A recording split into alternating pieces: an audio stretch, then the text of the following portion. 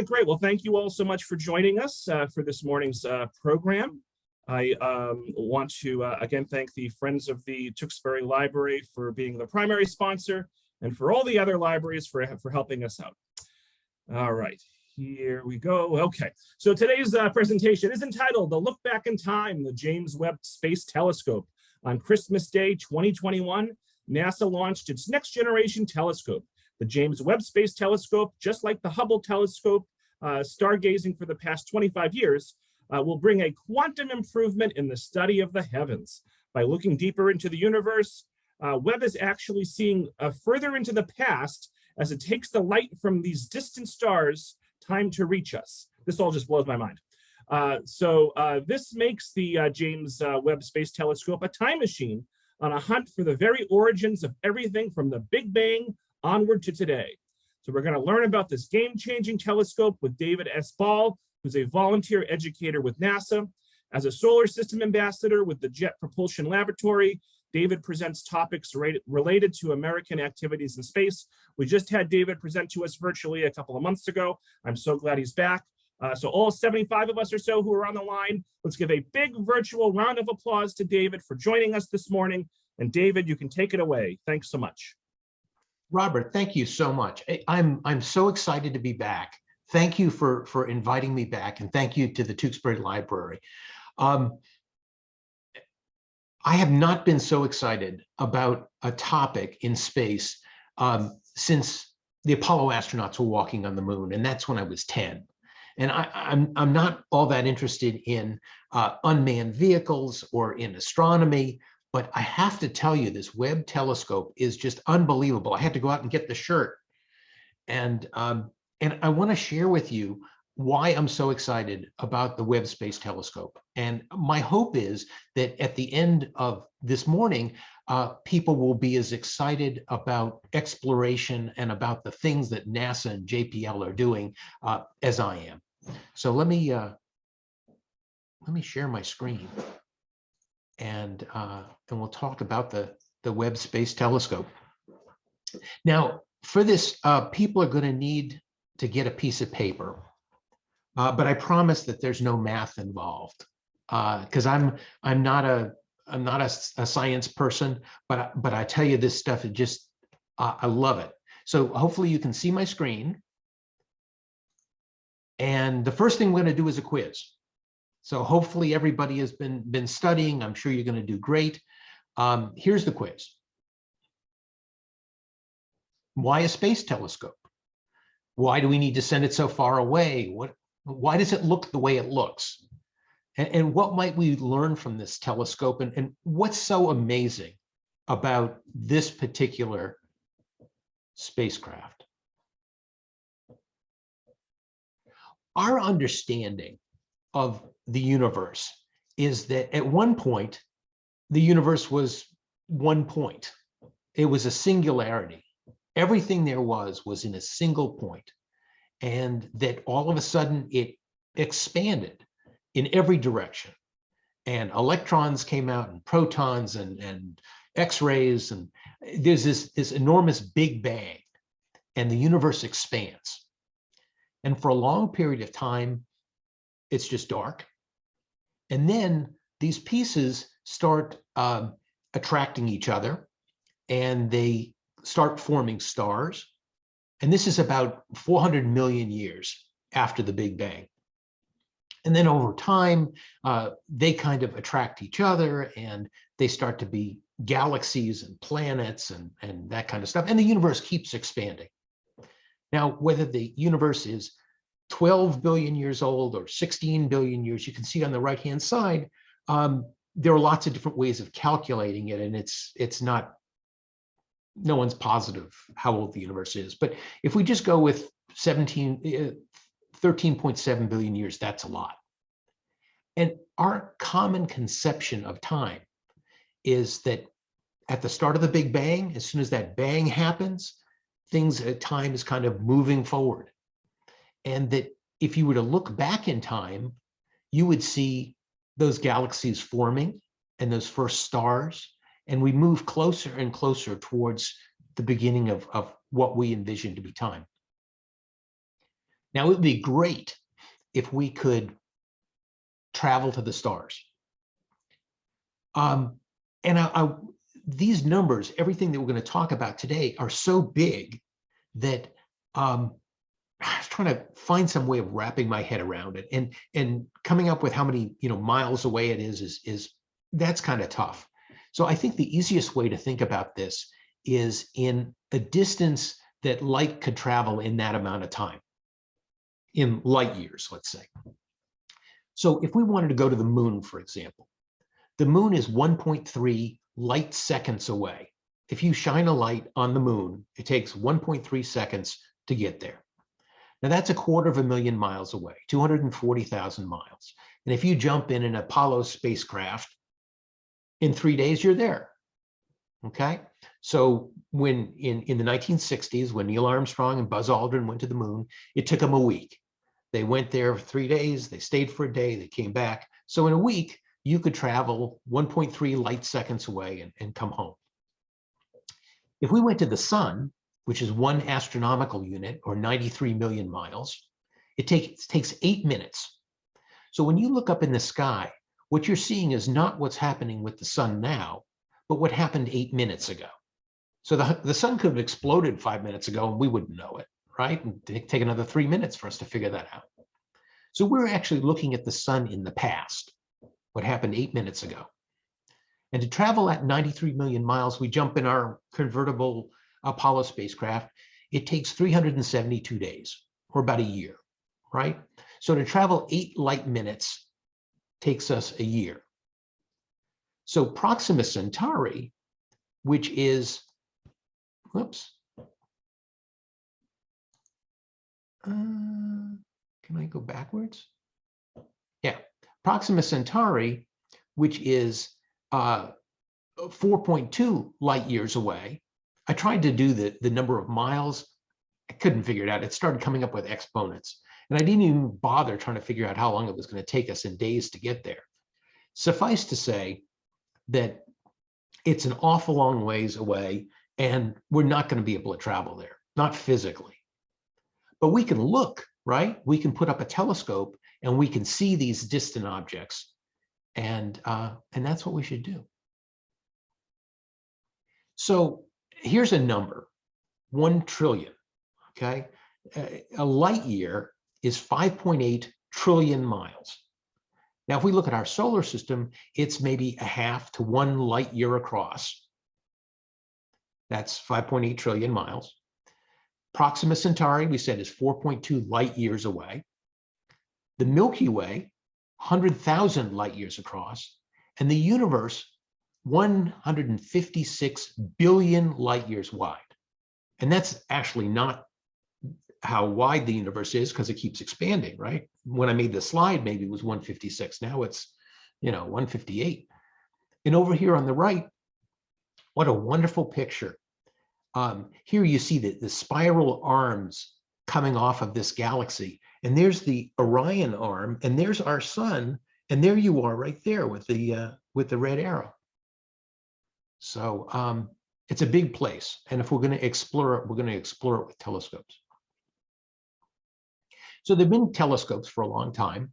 Galileo had a telescope, and Newton had a better telescope. Hadley had a better one than that. But we really didn't get a great telescope until we got the Hale Observatory. This is Mount Wilson. And here you can see it on this Palomar Mountain Observatory stamp. Now, this was probably the greatest telescope between like the end of the Second World War and the 1970s. And its primary claim to fame is it had an enormous primary mirror. The mirror was 200 inches across. And the value of that is if you have a big mirror, you can collect a lot of light from distant stars and see far into the galaxy, far into the, into the universe. Now, when you think about where you might want to put a observatory, you wouldn't want to be in a place that had a lot of light pollution. You wouldn't want to be in a place that had a lot of air pollution, right? So maybe if you put it in Antarctica, or you put it on top of a mountain in Hawaii, okay, you get much better pictures, right? But there are aberrations associated with being, within the atmosphere. So ideally, if you wanted to have a great telescope, you'd put it above the atmosphere. And that's exactly what NASA did. So here's the Hubble Space Telescope, put up 25 years ago.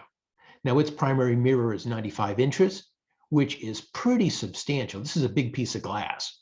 And you can imagine they put something half the size of the Palomar mountain telescope, and they put it in orbit. And it's a remarkable piece of engineering. It has no thrusters, no propulsion system to it, no propellant to run out. Because what it has is it has these wheels, and they spin the wheel, and because of Newton's third law, it spins in the opposite direction. And you can turn the telescope in about 15 minutes, you can turn it 90 degrees. So that's pretty cool. And its pointing accuracy is unbelievable. You could shine a laser beam from this telescope at a dime 200 miles away and hit it. And its sensitivity, it's looking from ultraviolet through the visible spectrum and into the infrared. So it can see a lot of stuff. And it's been able to see 13.4 billion light years away. And when we talk about distance, we're also talking about time, right? We're looking 13.4 billion years into the past. Just unbelievable.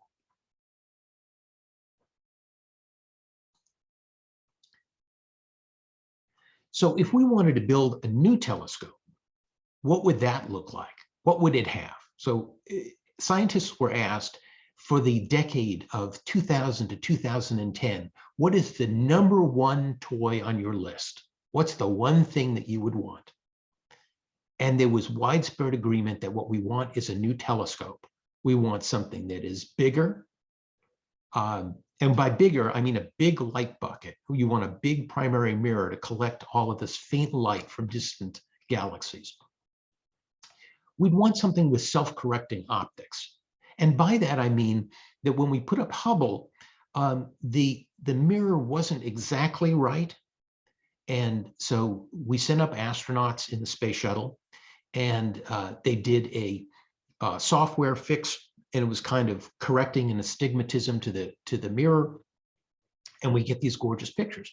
Well, this new telescope, we're going to send it out 1,000,000 miles. So we're not going to go and be putting glasses on this thing. It's got to be able to correct itself.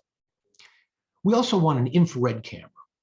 Now, we put up a telescope that looks at the visible spectrum, but there are so many different images that you can get from X-rays and ultraviolet and infrared. And when you're looking through dust clouds, gas clouds in the universe, you can see through them with infrared, and you can't in the visible spectrum. So we want an infrared camera. And when we're looking at all that background radiation, which is this faint ultraviolet light, we want our instruments to be incredibly cold, and we want the platform to be rock solid still. So we're talking about the Webb Space Telescope. So over here on the left, you can see here Spitzer, and that's at L2 right now. It's this one right here, and it's got a pretty substantial mirror. The mirror is 3 feet across. It's a big mirror. Now it's not as big as the Hubble, 95 inches, and it's certainly not as big as the Webb, which is 256 inches. I mean, a tremendously large mirror. And you can see relative sizes. Spitzer's, this size. Hubble is bigger. The Webb looks like it's kind of the size of Hubble, but it's going to be 1,000 times more capable. So it's remarkable, and that's what I want to talk about. So with the Webb, it uses 3 different kinds of mirrors. It's got 18 of these hexagonal primary segments. And those kind of coalesce to make one image to go to the secondary mirror and then onto the tertiary mirror. And this thing that says fine steering mirror, that works with the gyroscopes to keep you fixed on the right star so that you're not getting movement the platform.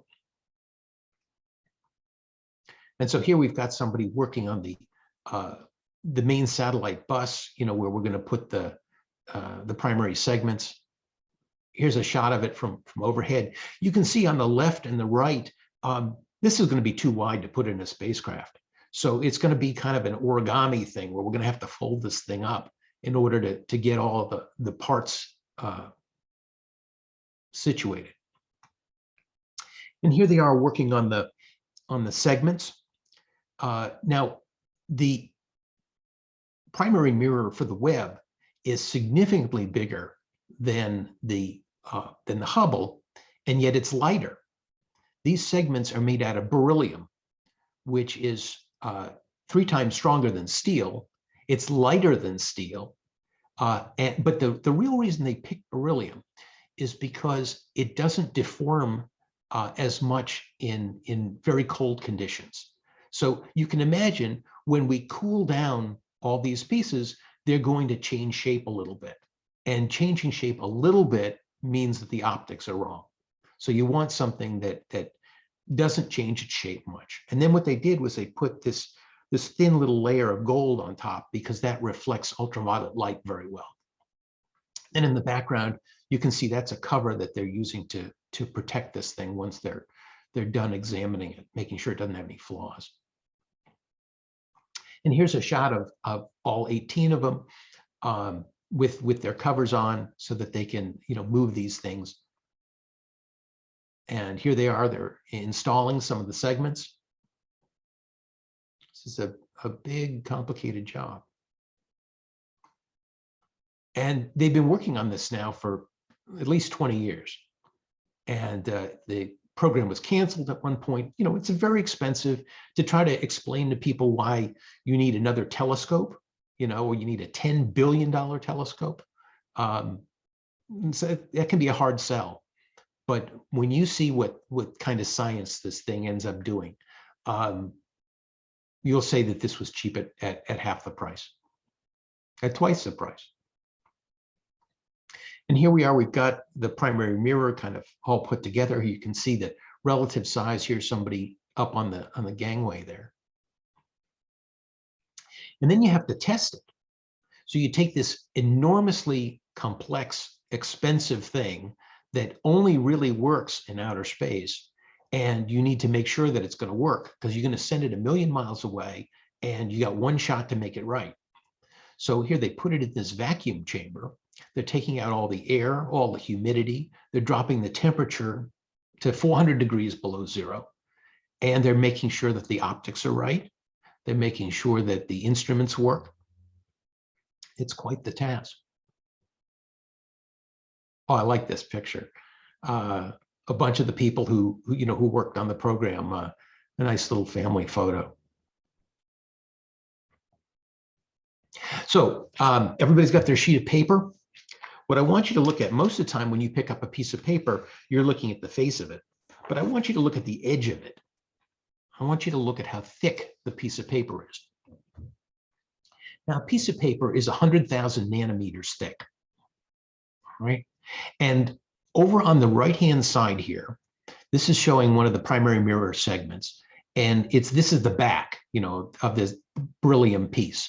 And it's got these little arms here. These are the actuators.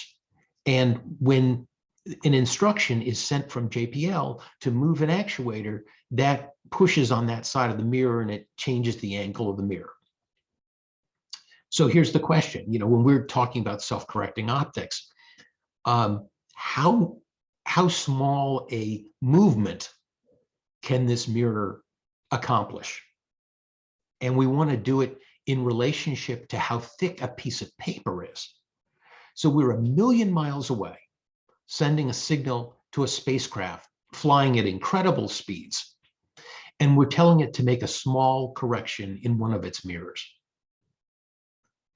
And this thing is so good that it can make a correction, the width of that piece of paper, 100,000 nanometers.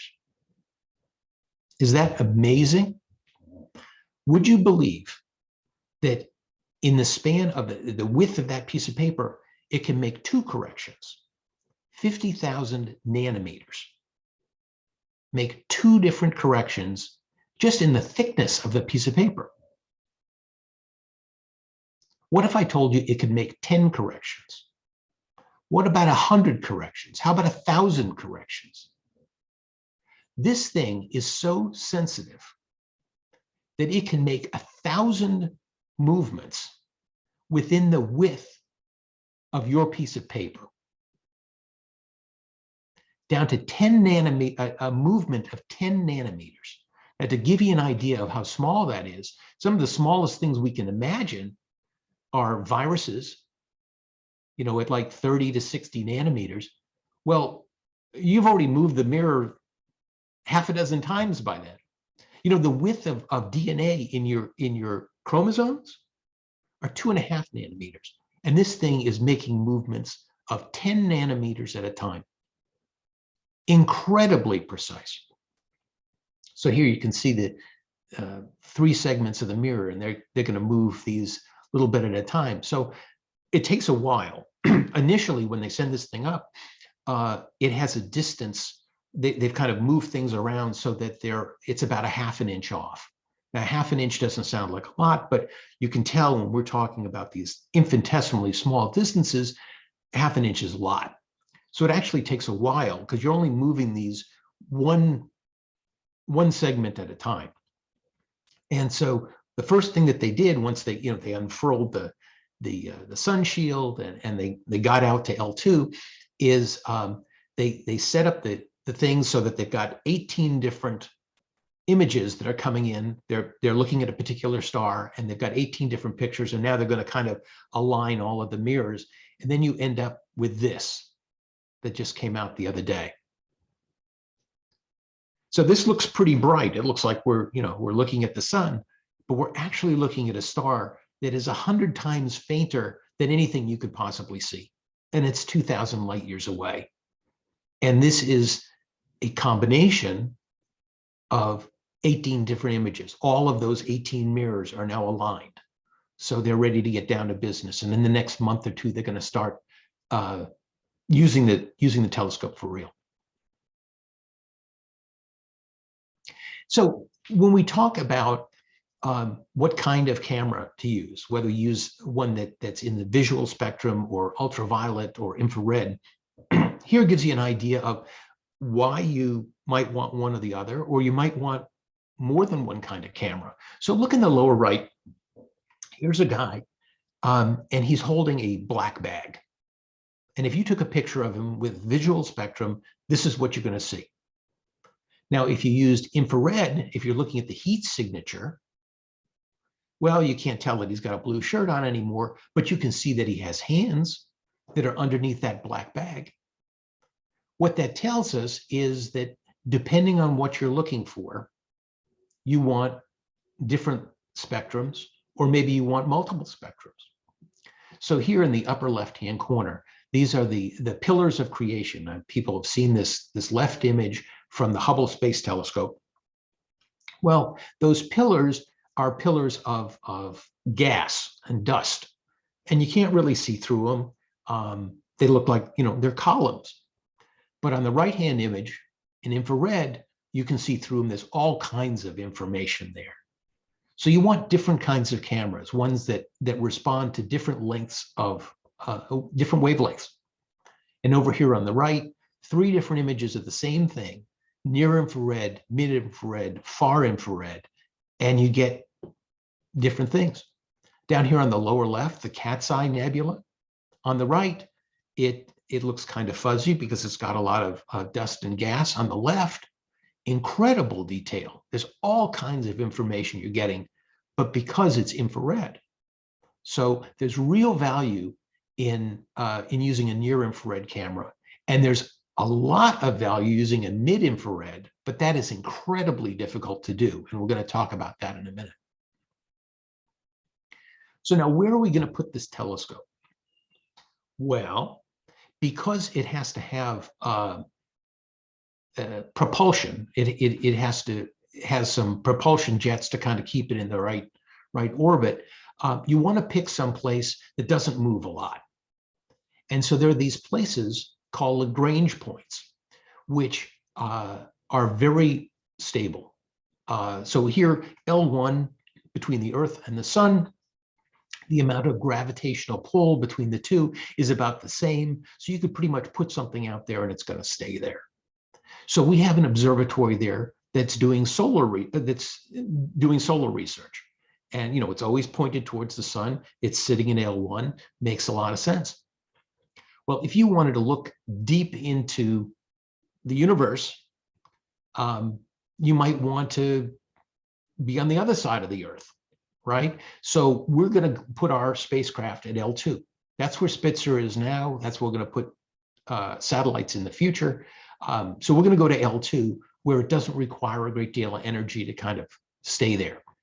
Now, you could put something out at like L3, but I don't think anything's out there. And I'm not sure, that's a long way. I mean, think about it. From the Earth to L2, that's 1,000,000 miles. So you'd have to have some good reason to go and put something out at L3. And I don't think anything goes out at L4 or L5.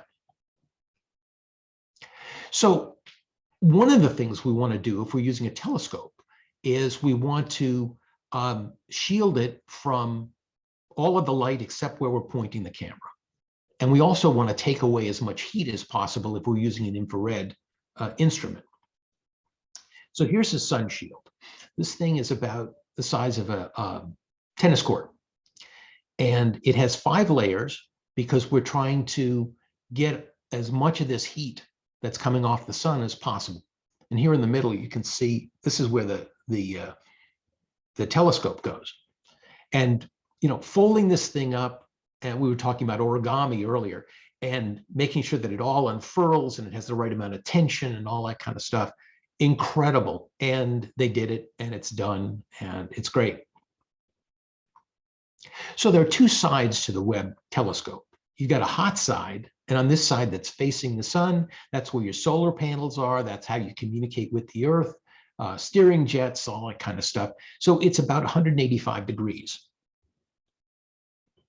Much too hot for infrared cameras, right? So you have the sun shield, and here you can see it's got 5 different layers. And for each layer, you lose about 100 degrees Fahrenheit drop with each layer. So you get 5 layers, you're able to get rid of about 500 degrees. And so you go from 185 on the hot side to closing in on 400 degrees below on the cold side, which is the instruments like that. If you're taking a picture, you want the blackest of black. So we want those instruments as cold as possible, particularly the mid-infrared, and we'll talk about that in a moment. And over here on the right, you can see kind of this ribbing that's associated with the sun shield, because there's a concern that if micrometeorites hit it, and I'm sure that's going to happen, you don't want this thing to promulgate a long tear that's going to destroy the sun shield. So they're thinking about this kind of stuff. It's going to be up there for 10 years, 20 years, long time. And we want it to be in as good a shape as possible. Now with the mid-infrared, we said that it needed to be incredibly cold.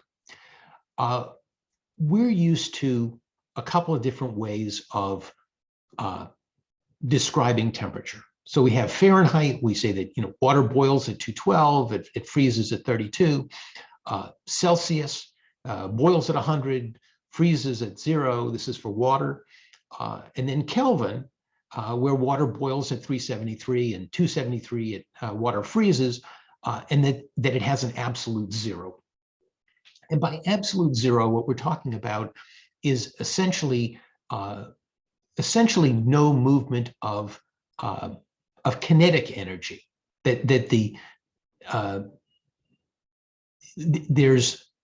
There's no kinetic motion. That's not to say that like electrons are not still going around the nucleus of an atom, but there's going to be essentially no motion. And the mid-infrared requires a temperature of about 7 Kelvin in order to operate. And passive cooling, just having those 5 layers of the sun shield, isn't enough. So they've come up with something remarkable. They decided that they needed an air conditioner. You know, we're already at 400 below, but we need an air conditioner to make it even colder for the mid-infrared. But if you have an air conditioner, you know, it's kind of noisy, it makes noise, it vibrates, there's all kinds of electrical interference and things like that. So you can't have a regular kind of an air conditioner. So they came up with something called a thermoacoustic cooler. And what they do is over here on the left, where it says transducer, they're pumping in sound waves, and it's going through a chamber filled with helium gas. And it kind of jostles the helium and helps it to separate between the molecules, the atoms of helium that are a little on the hot side and a little on the cold side. And it takes the ones that are a little bit warmer and it pumps them out to the sun shield, and it takes the ones that are a little bit cooler and it throws it on the infrared sensor side. And that's able to get them down to 6 Kelvin, which allows you to operate this, this instrument. Just phenomenal. So here are the 4 instruments. There's the fine guided sensor, the mid-infrared, the near-infrared camera here. This is the one that does the lion's share of the work, and then a spectrograph. So you can see that 3 of them, they operate in the visual spectrum, and then the mid-infrared is, you know, that's the one that needs the air conditioner, is doing some other kinds of things, looking at planets and comets and asteroids and protoplanetary disks. Cool stuff. So here's an instrument, and it kind of looks, you can see it looks like it has 4 different pieces to it, but it actually has an awful lot more than that. Each one of these has at least 1,000 of these apertures, and these are all going to take pictures too. So you can take time-lapse pictures, you can do all kinds of combinations. This is going to be a remarkable spacecraft. You know, you imagine that you got a telescope, well, it's going to take 1 picture at a time. Not at all. This is going to do all kinds of work. So I try not to put too many words on a slide, and I want you to read every word of this and memorize it. But just know that it takes standard pictures. It takes coronagraphic, which is looking at the corona or the images coming from the edge of stars. It's going to look at chemical composition and do time-lapse photography, and just remarkable stuff. Now, one of the things that a spacecraft needs is it needs to know its orientation and be able to maintain it. And you do that with a gyroscope. So the gyroscope knows how far it's moved, and it can tell that to the spacecraft, and it can tell the spacecraft, well, we moved a little bit to the right, you know, move to the left a little bit. Well, gyroscopes on Hubble, for example, they go bad. They need to be replaced. And so during its lifetime, we've replaced several gyroscopes on Hubble. And that's okay if your telescope is 200 miles away. But if your telescope is 1,000,000 miles away, that's not going to happen. So you need something different. Enter the hemispherical resonator gyroscope.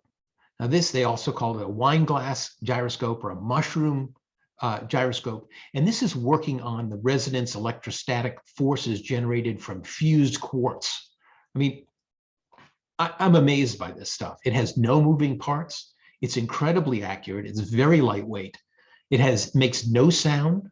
It's generating no noise, extremely low power. And an added little bonus of this thing is if it loses power for a couple of seconds and then it gets power again, it remembers that it got turned off, and it can kind of fudge that.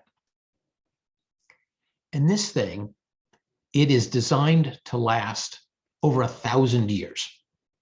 So this telescope will be long dead and buried by the time these gyroscopes are no longer working.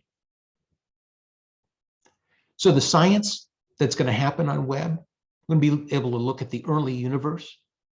where did the first stars and galaxies come from?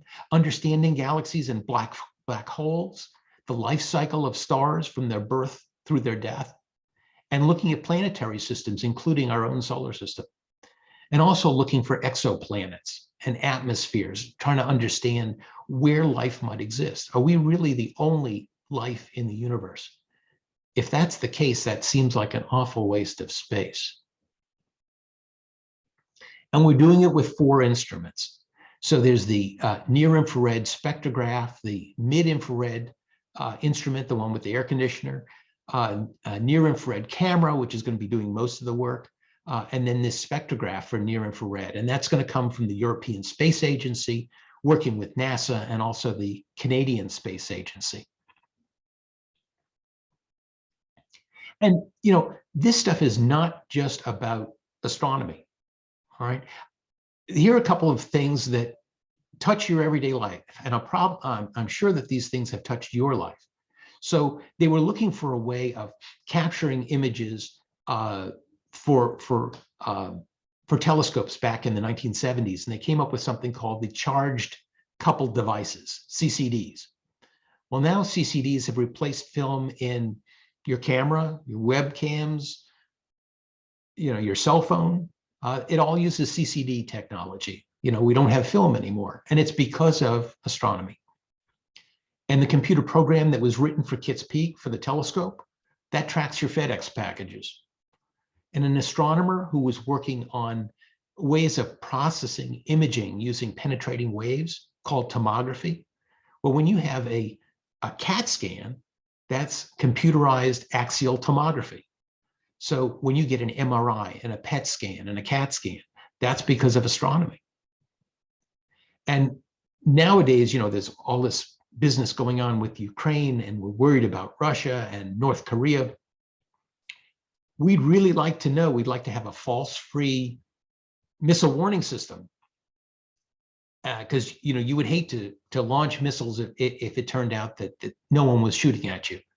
Well, astronomers have come up with a solar blind photon counter. This is one where it can look right at the sun and still be able to count it without being overwhelmed by the by all the energy coming off the sun. And so they're able to look at the exhaust of missiles during the daylight and come up with a virtually alarm-free warning system, false alarms.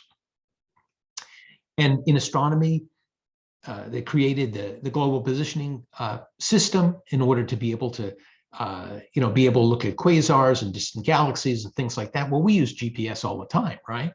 You use it in your car and your cell phone and everything. When they were looking at ways of sharpening images for radio telescopes, they came up with a wireless local area network, and you use Wi-Fi all the time, right? You may not even realize it, but you do.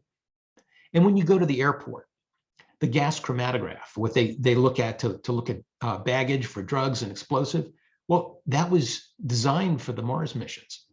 So the things that are, when we say that we're going to spend $10 billion on the Webb Space Telescope, we're not spending $10 billion in space. We're spending $10 billion in universities to hire people to come up with charged coupled devices and things that'll track FedEx packages and CT scanners and GPS and all that stuff. You guys ready for dessert? Okay, you've been very patient. The Crab Nebula. This is catalog M1. This was the first object that was listed as something not being a comet. And this is the remnants of a supernova. And this was a massive debris from a star's death. It exploded in 1054. Now, the image that we're looking at is across the electromagnetic spectrum. It's a combination of visible light, and from space, the Chandra X-ray Space Telescope has it, and the Newton telescope is looking at it from an ultraviolet perspective. Hubble is looking at it from a visual one, and then Spitzer is looking at it from infrared, and they put all those together, and you can see all those pieces of information that are sitting in this beautiful image of the Crab Nebula. Does that look like our sun? Is that amazing? So the black dot that's right up here, that's Venus. So in 2012, Venus went across the sun, and it was captured in this image. And this is imaged in 3 different colors of ultraviolet light. And the next time that Venus is going to cross the sun is going to be in 2117. And what that tells me is that there are events that happen that are not going to happen again in our lifetime. And if we want to understand it, if we want to experience it, if we want to see it, then we have to go and do this science. We can't just say, well, we'll do it some other time. This stuff is happening, and some of it is very rare, and some of it's very beautiful. How about this shot? Now, this isn't put together by 100 different computers. This is a shot taken in Norway, and this is our world. So on the left, you see the night sky. It's lit up by particles that were expelled from the sun, collided with the Earth's atmosphere, and it creates the aurora. Now on the right, what you're seeing are ice crystals that are fluttering down towards the Earth, and they're being hit by the sun, and it's creating these light pillars.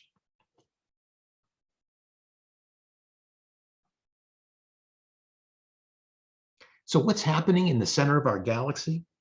Well, it's hard to tell with an optical telescope, since visible light's blocked by interstellar dust. But in other bands, such as a radio telescope, you can see all kinds of things. So this is a shot that's taken by 64 radio dish antennas in South Africa. And this is a shot from Cassini. This was a spacecraft that went to Saturn. So you can see the ring, and there's one of its moons.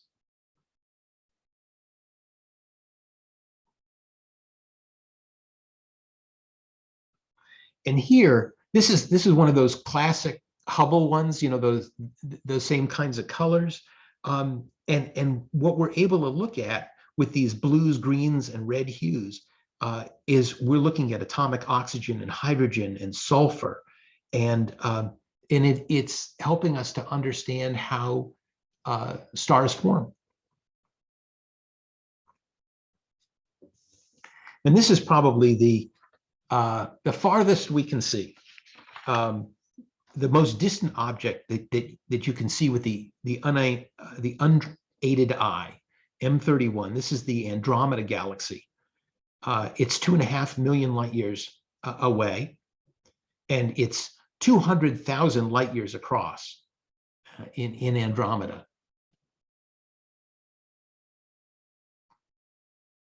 This is Europa. This is one of the moons of Jupiter.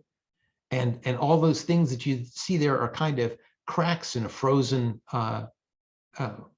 water. And even though light isn't getting to that ocean that's underneath that, there's no reason to think that life can't be there. We have kind of extreme shrimp that live in very dark places at the depths of the ocean. And that could be the case there. Maybe that may be the closest place that has life is out by Jupiter.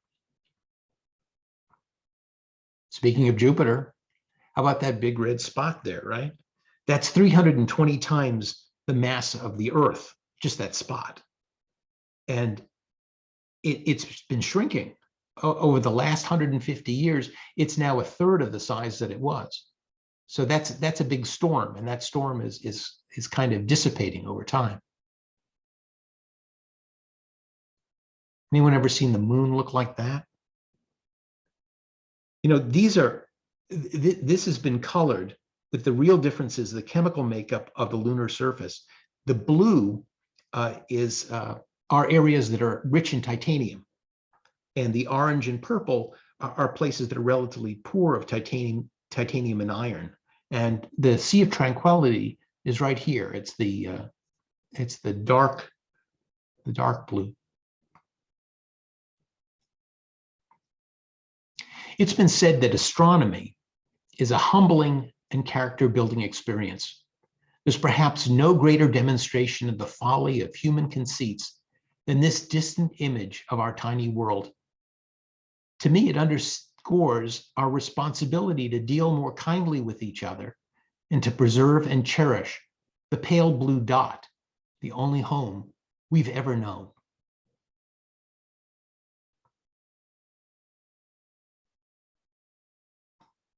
So I'm a volunteer with the Jet Propulsion Laboratory. And if you know of people that might be interested in hearing a talk like this or some other things, last time we talked about going back to the moon and the challenges of going to Mars. I love learning about space and talking to people about it. I've got a program that I do with young kids. We look at images from the Air and Space Museum, and we try to figure out, why did they make gloves like that? Or why did the spacecraft look like that? Or what kind of problems are there? So it needn't be an adult conversation. It could be a school-age conversation. But if you know of a group that might be interested in talking about American involvement in outer space, I would love to hear from you, and feel free to contact me by email or by phone. Robert, I'm going to send it back to you. Great. Well, thank you so much, David. Wonderful presentation as expected. Mike said he loved the Carl Sagan quote. Tom says, great presentation. Thank you. So Chantel, I think David just answered your question, but why don't we emphasize, Chantel wants to know, what is JPL? Oh, well, I'm sorry. I probably should have said that. When the United States conducts manned space flight, that's done through Houston, Texas. Okay, that's the Manned Space Flight Center. When it's something that's unmanned, satellites, it's controlled, or when we put a rover on Mars or something like that, it's controlled by Caltech in Pasadena. So it's the Jet Propulsion Laboratory. It's one of the centers that's part of NASA, and they do unmanned spaceflight work. So this space telescope would be part of the Jet Propulsion Laboratory's work. Great. Mike says the SpaceX Starship has a 30-foot diameter. In theory, that would allow a fixed mirror the same as Webb.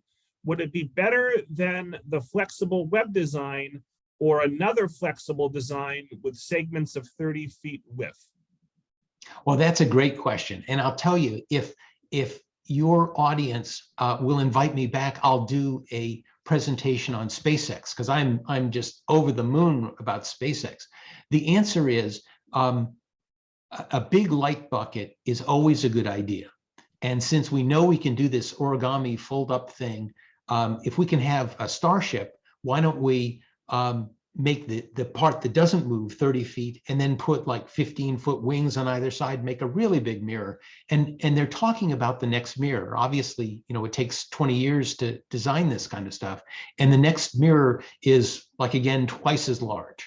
And there's also talk about trying to build stuff in space.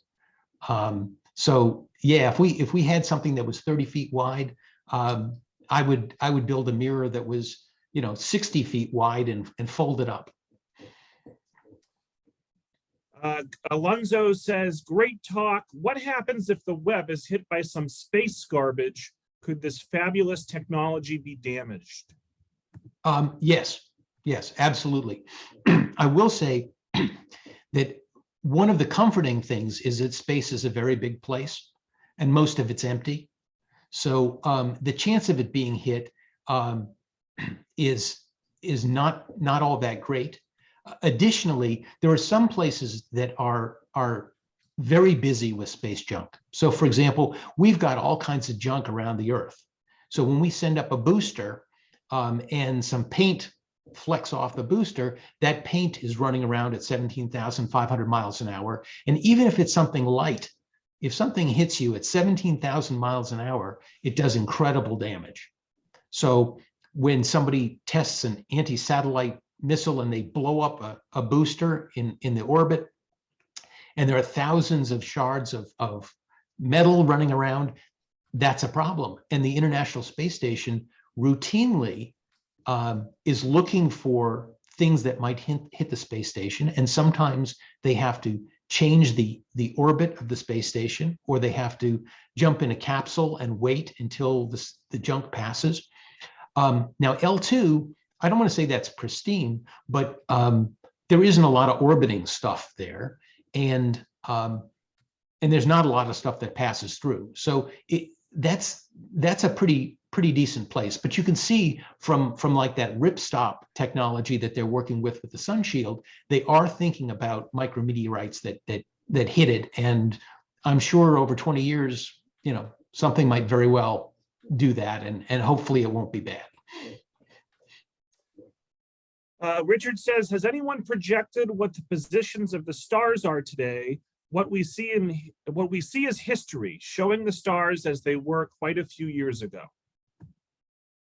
Oh, we've been taking pictures of the stars for a long time, and I would imagine that you could go and take one of those old photographs and compare it to where things are now. Now, I mean, we're going to agree that stars are very far away, and their relative movement to us is not going to be all that dramatic. It's going to be difficult to tell. I mean, the ancient mariners looking at the constellations look about the same as they do now, right? So over recorded time for us on our planet, I mean, our planet is what, 3.5 billion years old. They haven't, relative to our position, they haven't moved a lot. But I imagine that somebody could take old photographs and be able to tell that things have moved a little bit.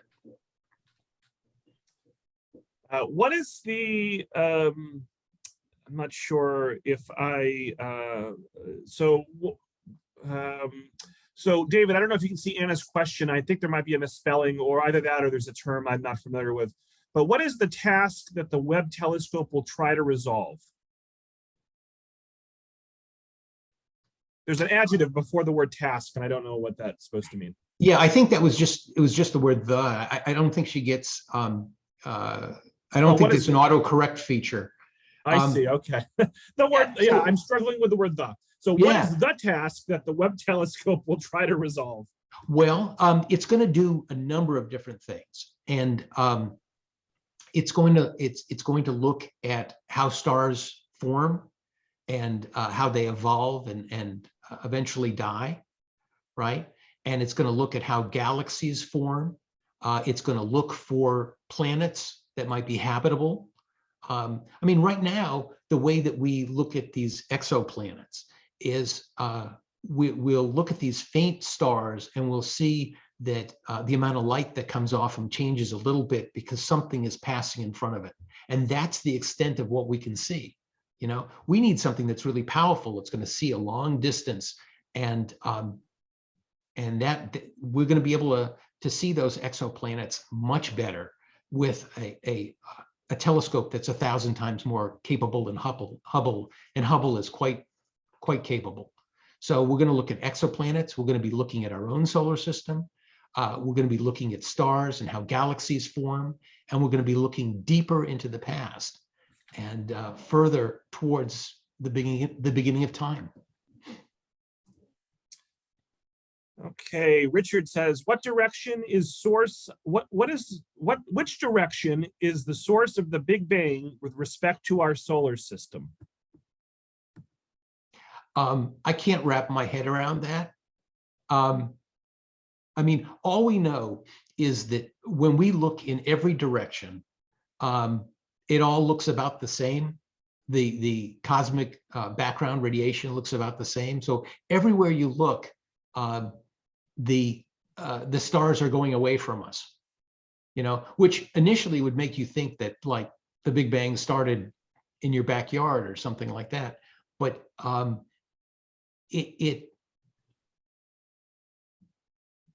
can't answer it. I can't wrap my mind around it. And the whole idea of the Big Bang kind of makes me wonder. We were talking a little bit before about temperature, and we talked about absolute zero. And I'm thinking to myself, well, okay, so if you can get down to 400 below zero and you get down to absolute zero Kelvin, why can't you be colder than that? Well, it turns out that you can have negative Kelvin numbers. And it turns out that negative Kelvin numbers are actually hotter than any positive Kelvin numbers. So there's some stuff that doesn't seem to make a lot of sense. And to me, okay, so you go back to the Big Bang. You have this singularity where everything was just a dot, and there was no time before that. So maybe it turns out that the Big Bang happened 13.7 billion years ago, but maybe things happen in cycles. Maybe the universe expands, and then at some point it kind of runs out of steam, and it kind of has this big crunch. And then when it gets this big crunch, it goes down to a point, and then it explodes again as a Big Bang. I don't know. So I want to be respectful of folks' time. I think we'll go with 2 more questions, and then we'll wrap up. Roberta asks, do we have any control over the Webb telescope? Oh, we have every control over it. Yeah. So it's constantly sending data. We're constantly sending instructions. So for example, we talked about with the Hubble, it has these wheels that it turns, and that orients the telescope. Well, this thing has wheels on it too. And so we're able to point it and tell it what we want to take pictures of. And yeah, we're constantly sending it information, and it's sending us data. And last but not least, Mike's going to combine your last talk with this talk, combining the Webb and travel to Mars. What are the challenges of space travel to Webb, and how much harder is it to get to and return the Webb than the moon? Hopefully I got all that. And David, I might be confusing you with another speaker, so I apologize. But no, because that was you, right? Yeah. We were talking about talking about the challenges of getting to Mars.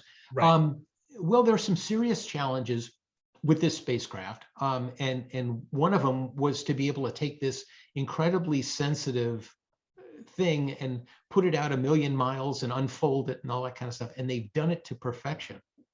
So a lot of the really tough stuff they've already accomplished. It's just unbelievable. I mean, had they had a problem where the sun shield wouldn't open, for example, that happened on Skylab in 1973. And we went up there and we kind of yanked on it and fixed it. But that can't happen. So everything had to happen right. There were 107 pins that needed to release. It had to happen in a certain order. You have to get the mirrors all aligned and that kind of stuff. And they're doing it. So it's amazing stuff. And I'm incredibly proud to be an American and proud of NASA. So David, we're going to wrap it there.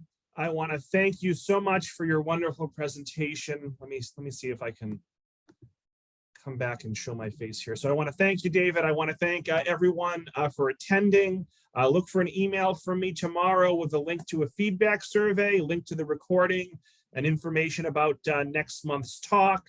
And I'm sure we'll have David back in the coming months as well. I really appreciate you taking the time. Roberta says, wonderful presentation. Anna says, thank you very much. In the interest of time, I'm not going to read all the positive comments, David, but I encourage you to take a peek at the chat. A lot of very nice comments there for you. So any last words, David, before we wrap up? Yeah, invite me back so we can talk about SpaceX. Okay, there we go. All right, great. Well, thank you all so much, and I hope everyone enjoys the rest of their day.